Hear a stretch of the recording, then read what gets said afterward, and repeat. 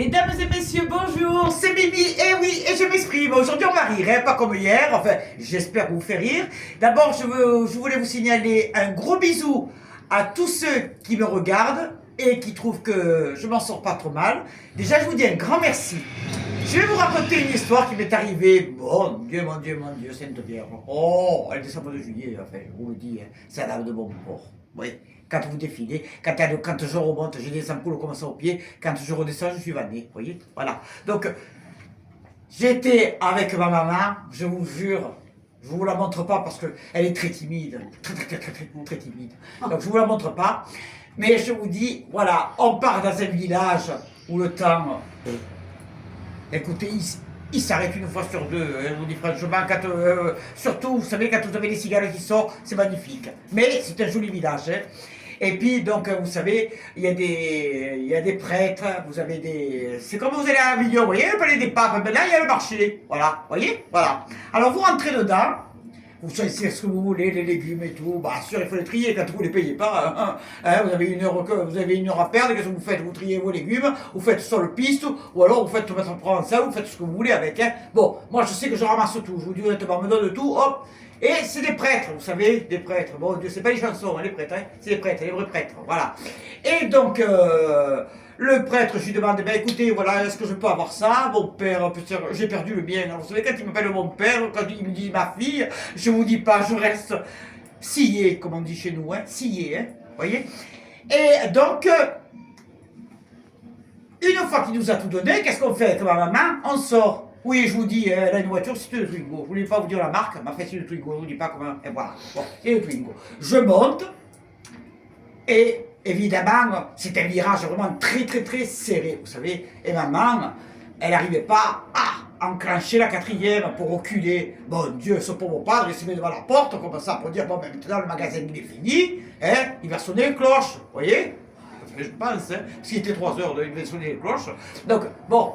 Et il avait de ses chaussures, et vous savez, l'ancien, au XVIIIe siècle, quand ils avaient la corde, encore, et puis ils avaient une espèce de sac à patates, là, vous savez, ce qui est leur sort de robe, hein, de soutane, hein, il faut dire la vérité, c'est le soutane, hein, bon. Et ma maman, elle passe à la quatrième, oui, ça faisait comme ça, vous voyez. Putain, je dis, maman, ouais, tu sais plus conduire, embraye, hein. Elle m'a dit, j'essaye. Et le padre, excusez-moi, le prêtre, qui rigolait derrière. Enfin, je vais vous dire une chose, il n'a pas rigolé longtemps, hein, parce que quand il a vu 3-4 fois que maman n'y arrivait pas, à un moment donné, qu'est-ce que vous voulez, maman s'est énervée. Ah.